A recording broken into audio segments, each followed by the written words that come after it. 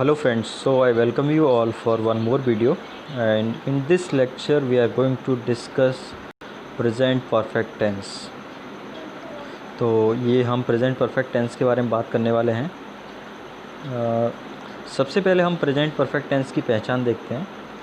और यदि आप प्रेजेंट परफेक्ट टेंस की पहचान देखेंगे तो इसमें लिखा हुआ है, जैसे आप देख पा रहे हो, वाक्य के अंत में है चुका है, चुके हैं, चुकी है, चुका हूँ आदि शब्द आते हैं। जैसे मैं यह काम कर चुका हूँ, सीता गाना गा चुकी है, हरीश गांव जा चुके हैं, नौकर बाज़ार से सब्ज़ी ला चुका है।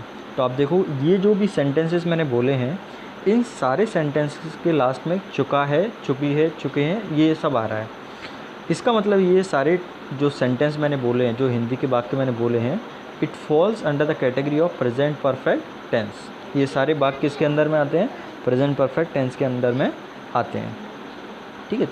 और देखिए, टेंस करने का जो तरीका है, सबसे पहले आपको मतलब जो भी हिंदी का सेंटेंस दिया हुआ है, आप उसको इंग्लिश में कन्वर्ट कर पाएंगे, तब कर पाएंगे। सबसे पहला चीज़ ये है, आपको आना चाहिए, सबसे पहले आपको आइडेंटिफाई करना आना चाहिए कि whether the tense is present, past और फ्यूचर।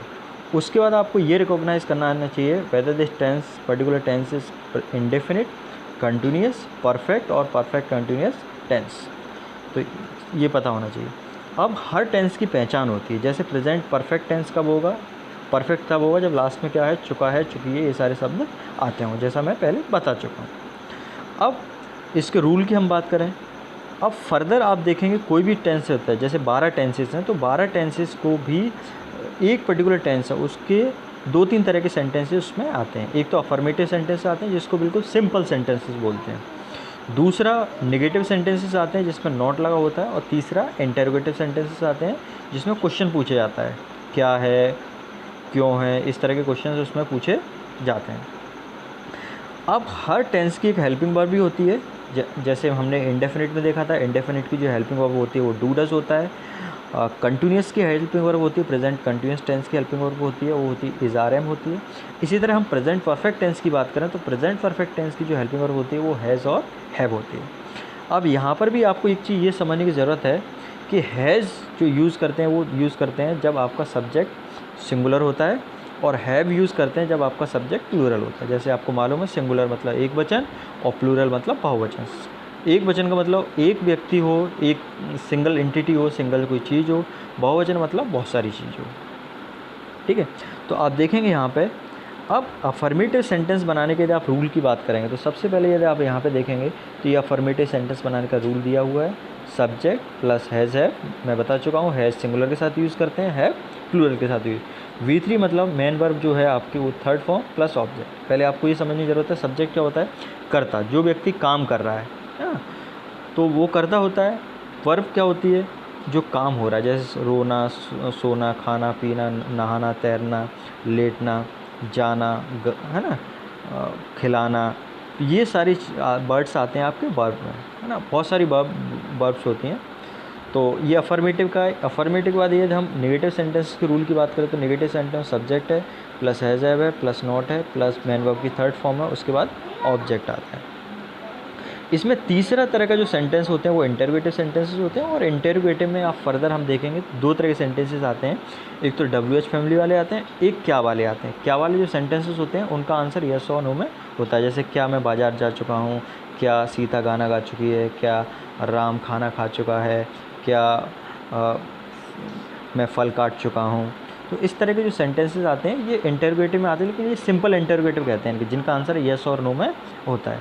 उसका WH में आते हैं, तो WH वर्ड्स में आते हैं हु है, हु का मतलब कौन होता है, हाउ है, हाउ का मतलब कैसे होता है, वेयर मतलब कहाँ होता है, वाई क्यों होता है ना, हाउ कैसे होता है। तो इस तरह के वर्ड्स आते हैं आपके WH वर्ड्स में।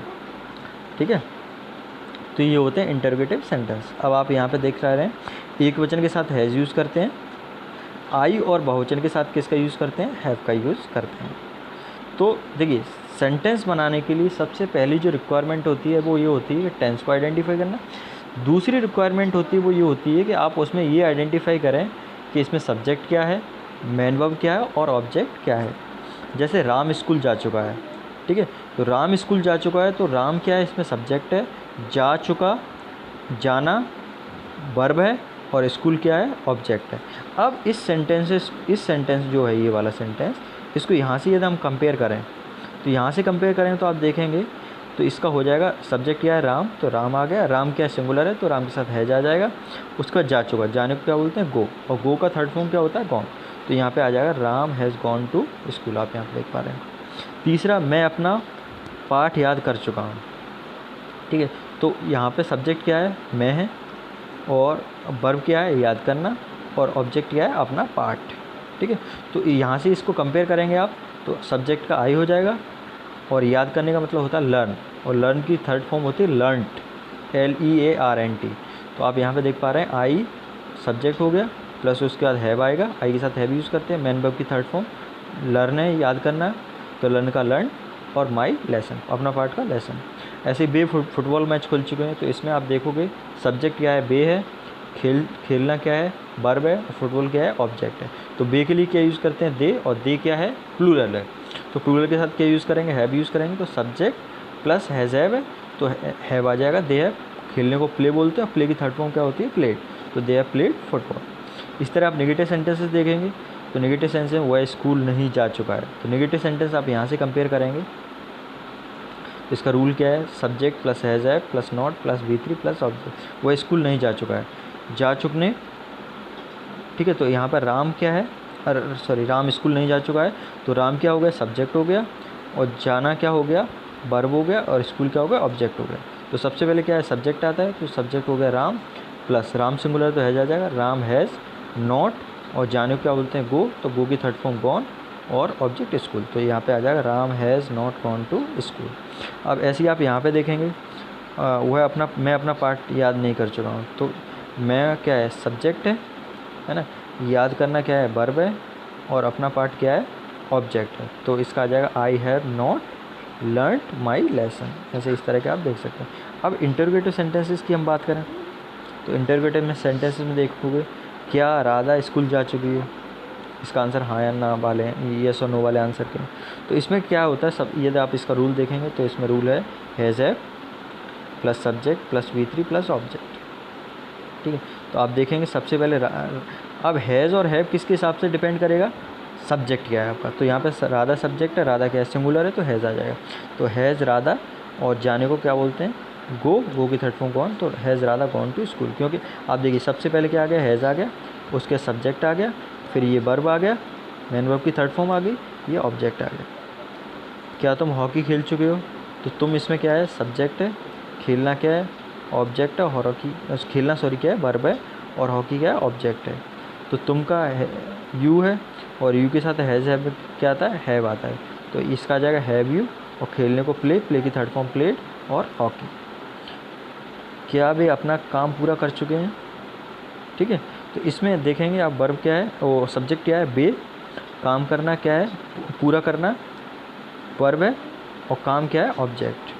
तो इसका आ जाएगा, चूँकि बे है, बे क्या है, प्लूरल है, प्लूरल के साथ क्या आता है, हैव आता है, तो यहाँ आ जाएगा have they completed their work. और अपना, चूँकि बे है, बे दे के साथ अपने के लिए यूज़ करते हैं देयर, आपको ध्यान रखना है। यदि ही होगा तो उसके लिए अपने के लिए यूज़ करते हैं हिज, शी होगा तो हर, बी होगा तो अवर, आई होगा तो माई, और दे होगा तो देयर, THEIR। और आप यहाँ पे देख सकते हो, इसमें यूजेस देख सकते हो, किसी कार्य को व्यक्त करने के लिए अभी अभी समाप्त हुआ हो, इसका क्या यूज़ होता है, जैसे कोई काम आपने अभी अभी कंप्लीट किया हो, तो उसके लिए हम प्रेजेंट परफेक्ट टेंस का यूज़ करते हैं। जैसे I have read this lesson, मतलब मैंने यह पार्ट पढ़ चुका हूँ। मोहन है जस्ट अराइव, मोहन अभी पहुँचा है।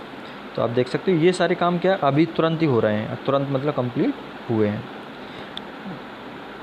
किसी ऐसे कार्य को व्यक्त करने के लिए जो भूतकाल में हुआ था तथा समय ज्ञात नहीं है, हाँ, जो भूतकाल में हुआ था पास्ट टेंस में, लेकिन उसका समय ज्ञात नहीं है, तो उसको भी प्रेजेंट है। जैसे आई हैव सीन ताज, मतलब मैं ताजमहल देख चुका हूँ।